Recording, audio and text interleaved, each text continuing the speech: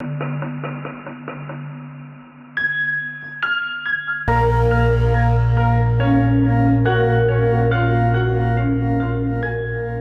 Echo is an OTL entry-level tube amplifier by Feliks Audio. The main chassis of this unit is made out of metal and it has holes in it for ventilation. It's really uniquely painted or powder coated. I don't know what this is, but doesn't leave fingerprints, which I love. I want this material on all my amp and DACs from like this point going forward. It has a smooth, heavy knob, wood side panels that give it a gorgeous appearance.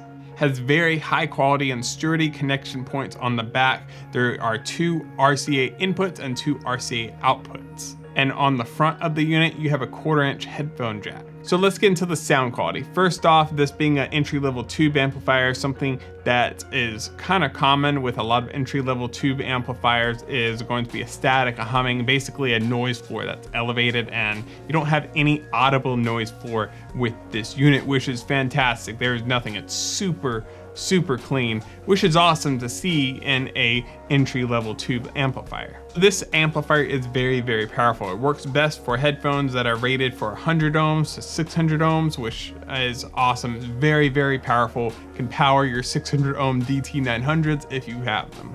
A lot of tube amplifiers have the bass, I would say, recessed. That's not really the case with this one. I would say that it's a neutral sounding bass, and something that I found interesting about the bass to me was that I feel like it's very detailed. It's like instead of just hearing like the bass hit, you're actually hearing like the bass hit and you're actually hearing like the string of the bass. It's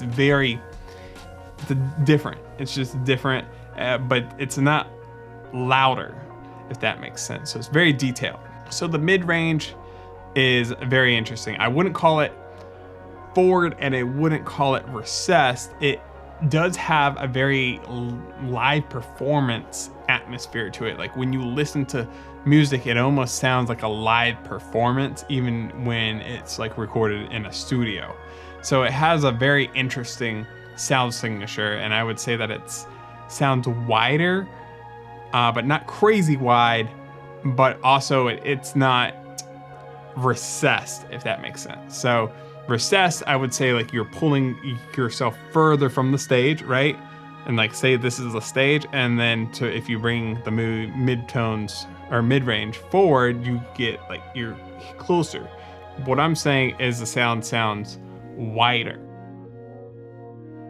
When it comes to the vocal mid-range, the clarity is insane for a tube amplifier. It's literally one of the best that I've ever heard. And the crazy thing is the price of this unit doesn't really make sense. Like if this was an $800 headphone amplifier, I would believe you if you told me that's how much this amplifier costs.